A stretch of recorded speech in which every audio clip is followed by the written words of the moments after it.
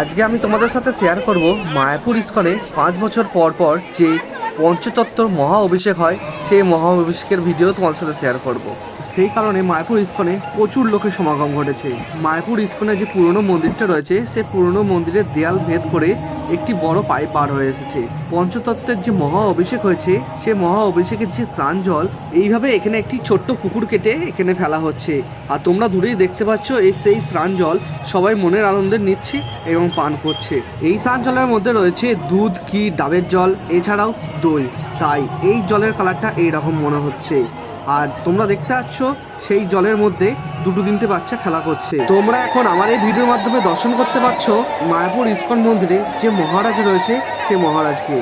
তিনি টোটোতে হুইল চেয়ারে চেপে ধীরে ধীরে আসছেন। আর তার সাথে সাথে তোমরা দেখতে পাচ্ছ কত উলুধ্বনি বাজছে।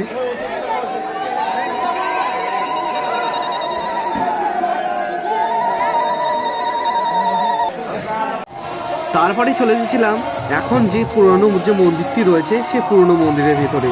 আর আজকের দিনে এখানে ফোন অ্যালাউ ছিল, তার জন্যই তোমাদের সাথে এই ভিডিওগুলো শেয়ার করতে পারছি।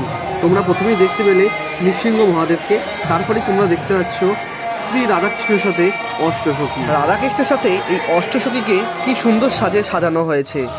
তোমরা সামনে দেখতে পাচ্ছ মন্দিরের পর্দা টেনে দেওয়া হয়েছে, কেননা এখন ঠাকুরের পোশাক পরানো হচ্ছে।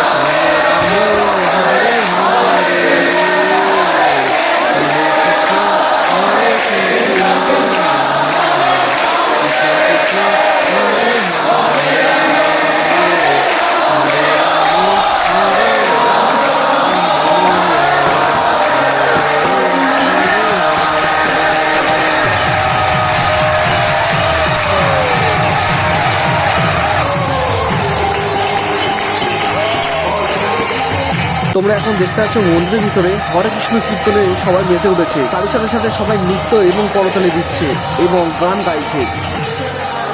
তারই মাঝে আমিও সামিল হয়ে গেছিলাম আর এই আনন্দের মুহূর্ত তোমাদের সাথে শেয়ার করছি।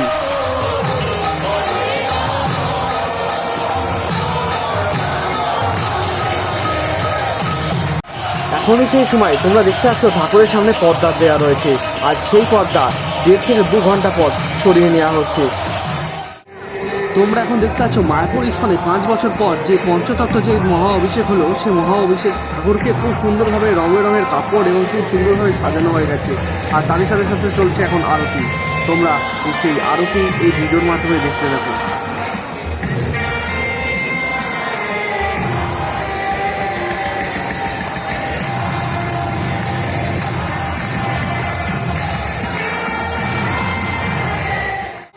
তোমরা এখন দেখতে পাচ্ছ ফুল দিয়ে কত সুন্দরভাবে অলঙ্কার তৈরি করা হয়েছে।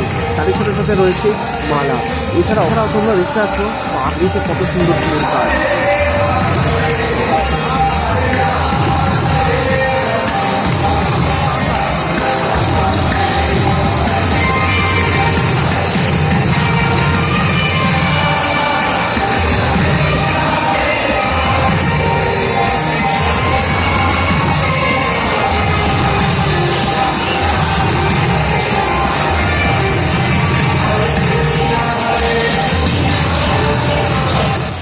তোমাদেরকে এখন ঘুরিয়ে দেখাচ্ছি এই যে পুরনো মন্দিরটি রয়েছে, এই পুরনো মন্দিরে যে কত লোক ধরে তোমরা দেখতে পাচ্ছ।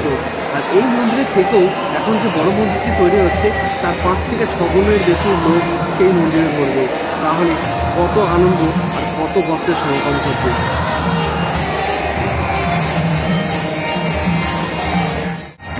আরতি ও দুপুরে ভোগ প্রসাদ দেওয়া হয়ে গেছে, তারপরেই সেই জায়গাটিকে ভালোভাবে পরিষ্কার করে নেওয়া হচ্ছে।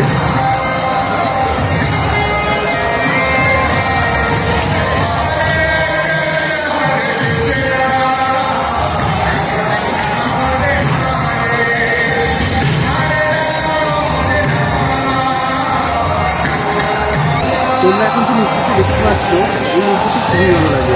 তোমাদের কেমন লাগে অবশ্যই কমেন্ট করে জানাবে। এই আরতির সময় এই মূর্তিটি বেশি দেখা যায়।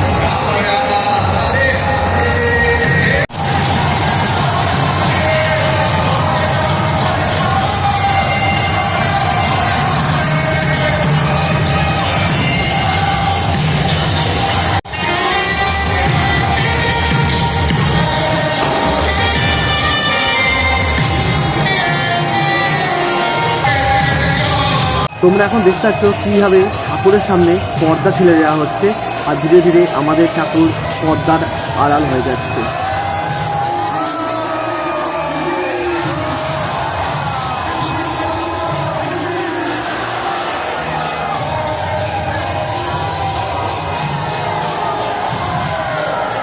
তারই সাথে সাথে ঠাকুর ঘরের দরজা বন্ধ করে দেওয়া হয় এবং লাইটও বন্ধ করে দেওয়া হয়। আজকের ভিডিওটা আমি এখানেই শেষ করছি। দেখা হবে নেক্সট কোনো ভিডিওতে। আর ভিডিওটি ভালো লাগলে অবশ্যই চ্যানেলটি লাইক শেয়ার আর সাবস্ক্রাইব করবে।